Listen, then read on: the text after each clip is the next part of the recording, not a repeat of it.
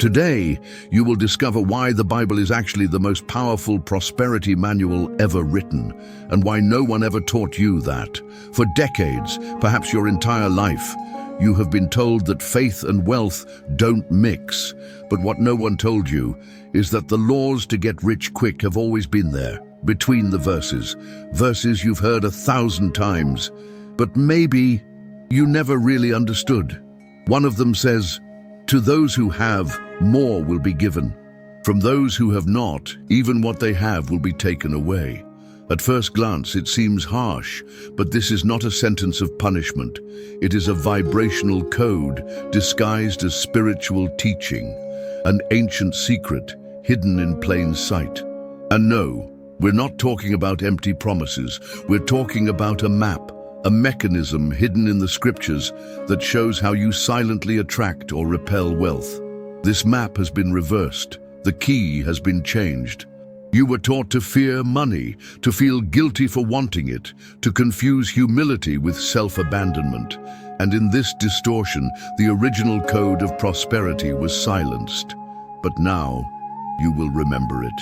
Because what was hidden was not by accident. It was for protection. But the time for revelation has come. And the question that needs to be asked is simple. If the Bible already contained the principles for becoming wealthy, why didn't anyone tell you? In the next few minutes, you will discover how prosperity was taught as a metaphor, but works as a formula. And it starts with how you read each sacred word. If this code has already started to make sense to you, subscribe to the channel and leave a like. This shows that there are more people ready for this truth. Now let's open this book as it has never been opened for you before. Most people read the Bible looking for comfort. Others seek salvation. But almost no one reads this book for what it also is, an initiation manual for conscious prosperity. And we're not talking about modern sermons or empty promises of instant wealth.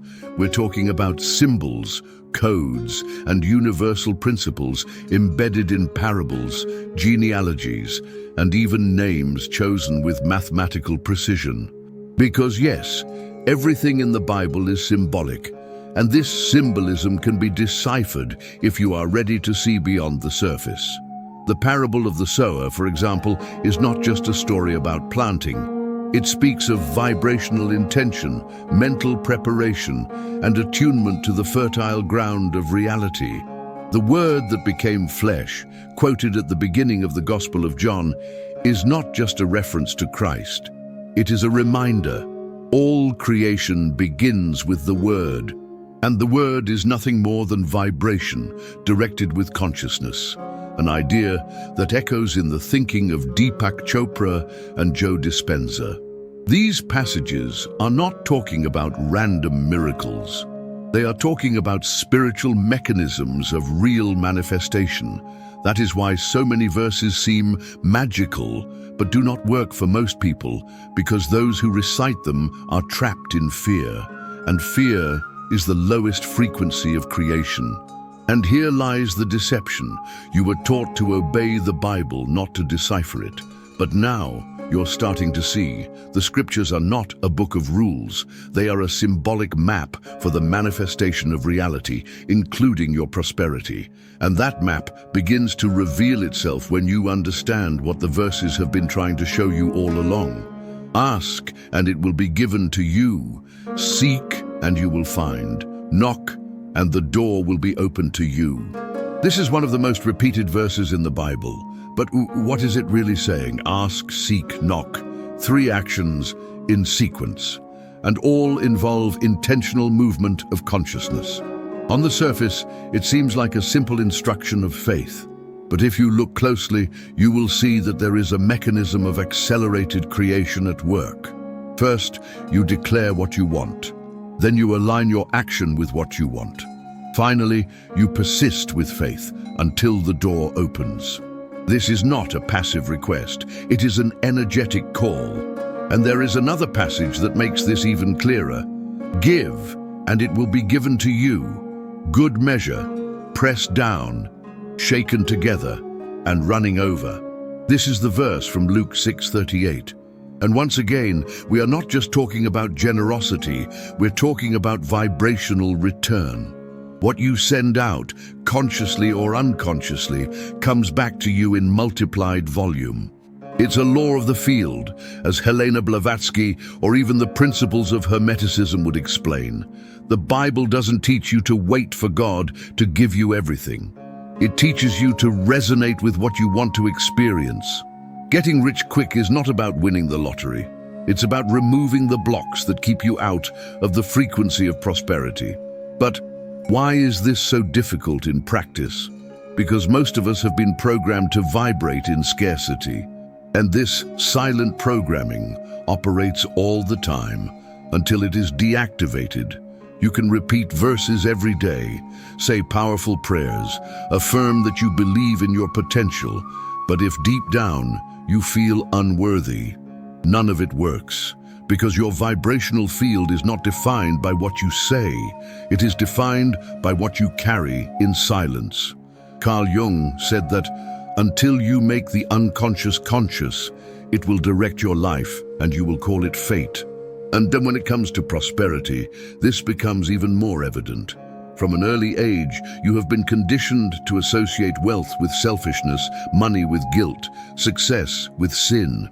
How many times have you heard that it's easier for a camel to pass through the eye of a needle? But no one explained to you that this was a metaphor about attachment and resistance, not about money itself.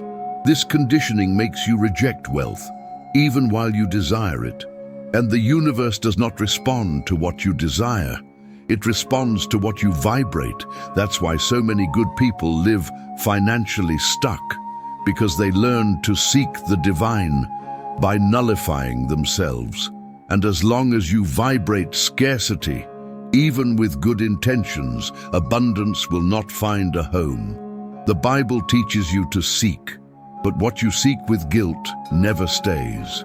It's time to understand that the problem was never a lack of faith, but rather faith contaminated by fear. If the Bible talks so much about harvest, multiplication, abundance, and prosperity, why have these teachings been ignored? The answer is simple and uncomfortable. You were taught to fear the code. Prosperity was associated with pride. Money became synonymous with corruption. The desire for an abundant life came to be seen as a sign of ego or vanity.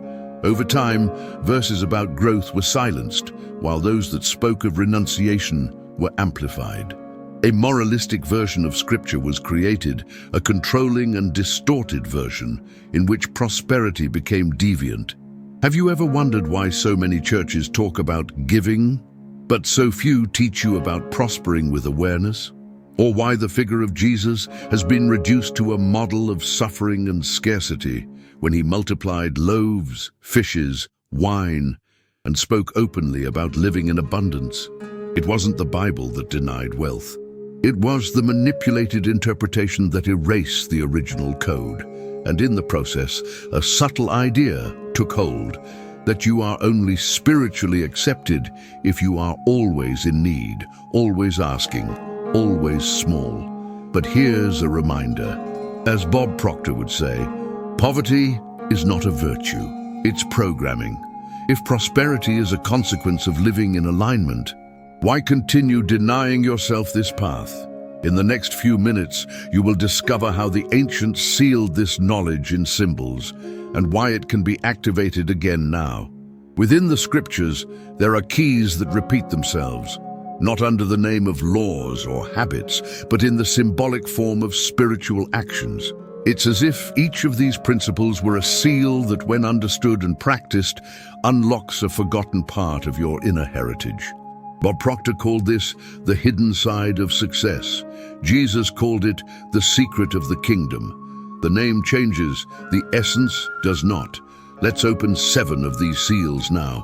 1. The seal of decision. Choose life that you may live. The Bible says that blessing and curse are before you and that it is up to you to choose. Deciding is the first act of creation. Those who wait for an eternal sign never manifest anything. 2. The seal of vision.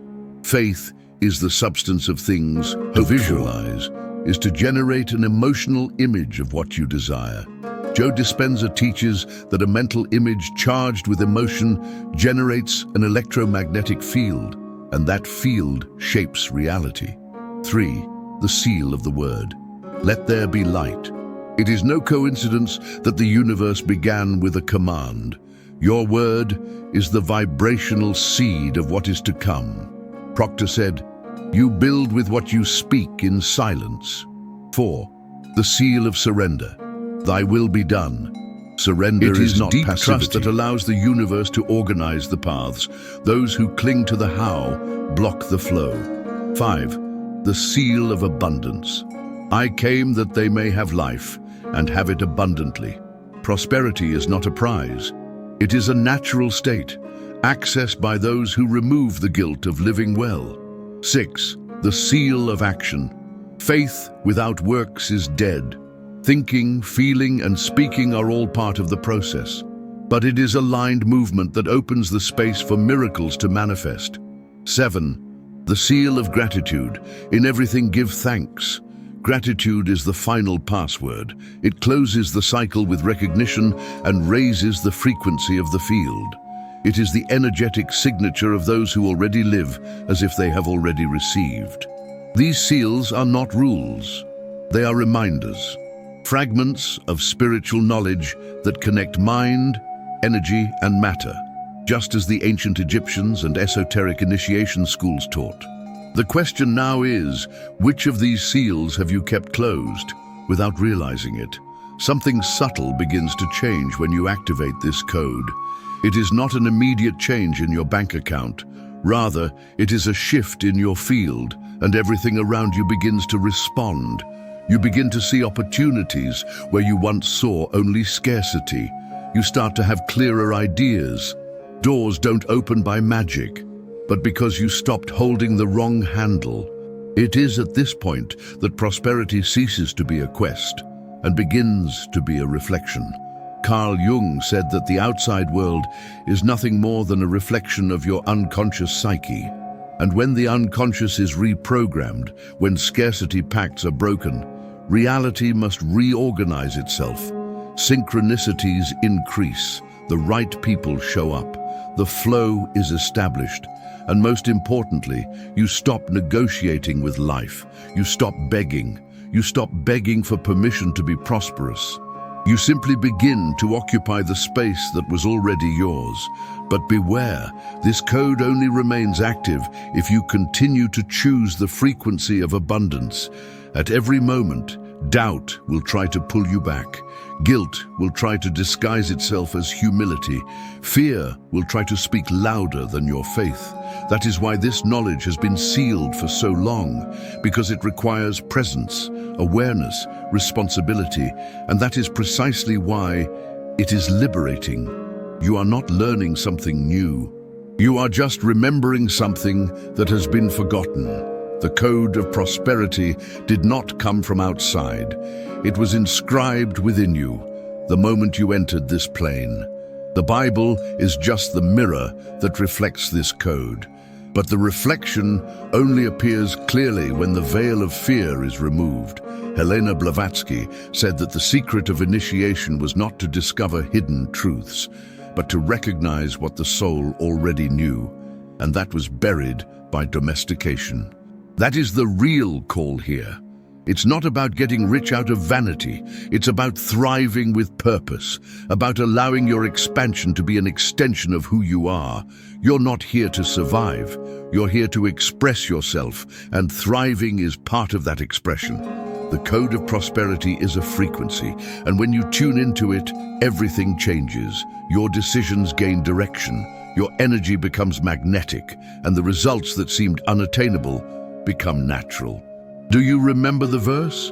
To those who have, more will be given. It's not a threat, it's a law.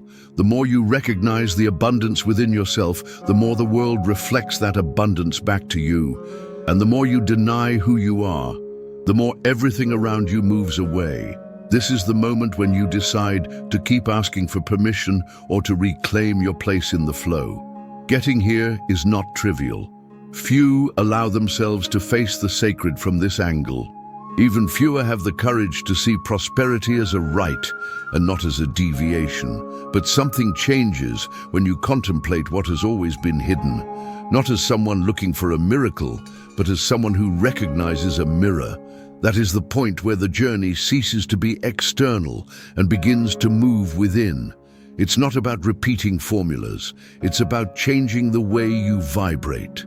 Bob Proctor used to say, "You don't attract what you want, you attract what you are." And the Bible has always said the same thing, in other words, in another language. The code has always been there, but only now, with clear eyes, do you begin to see it. And to seal this moment, let's propose a symbolic gesture. Simple, but powerful. Today, before you go to sleep, take a piece of paper and write a single sentence. I am heir to divine prosperity, and today I choose to remember. Fold that piece of paper and keep it in a place that represents a sacred space for you.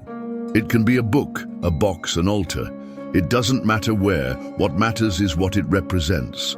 This gesture is not superstition. It is energetic anchoring.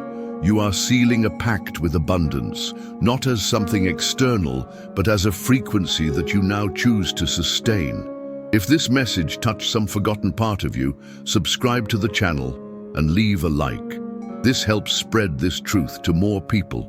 And if you've made it this far, leave a comment saying, "The code has been activated." That's it, and you'll know who else is walking alongside you.